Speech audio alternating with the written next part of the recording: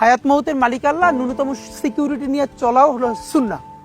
কিন্তু আমাদের লড়াইটা হলো, আমার মা স্বাভাবিকভাবেই কান্নাকাটি করেন, আমার পরিবার সবাই। তো আমি আমার মাকে বলেছি যে দেখো, মানে আমরা যে লড়াই নেমেছি, আমার একটা মনে হয় কি, কোনো রাজনীতিবিদের না বাসায় মৃত্যুটা হইতে পারে না, এটা কোনো ভালো মৃত্যু না।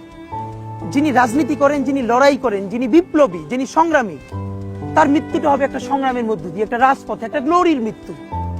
আমি তো ভীষণ ভাবে প্রত্যাশা করি, আমি ছোটবেলা থেকে এই স্বপ্নটা দেখি, অনেক জায়গায় বলেছি, একটা তুমুল মিছিল হচ্ছে অন্যায়ের বিরুদ্ধে, সেই মিছিলের সামনে আমি আছি, কোনো একটা বুলেট এসে আমার বুকটা হয়তো বিদ্ধ করে দিয়েছে, এবং সেই মিছিলে আমি হাসতে হাসতে আমি শহীদ হয়ে গেছি।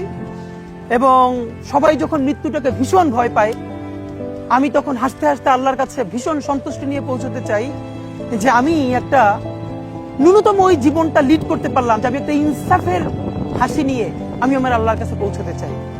সুতরাং আগামী 50 বছর বাঁচলাম, কোন ইম্প্যাক্ট তৈরি হলো না আমার দিয়ে, দেশের জন্য, রাষ্ট্রের জন্য, উম্মার জন্য, জাতির জন্য।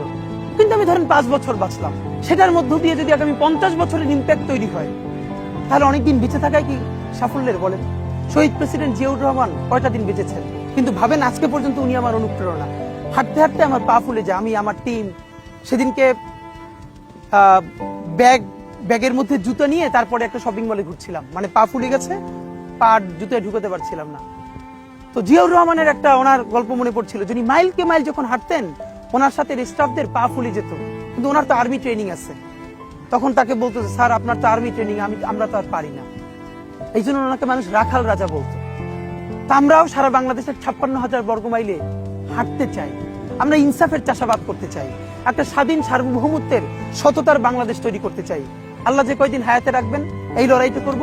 যেদিন নিয়ে যাবেন, আমি স্বপ্ন দেখে যেতে চাই, আমি আমাদের এমন টিম, আমি আমার সন্তানকে রেখে যেতে চাই, আমার মৃত্যুর পরে যেন এই লড়াই বন্ধ না হয়, এই লড়াই যেন বাংলাদেশে কিয়ামত পর্যন্ত জারি।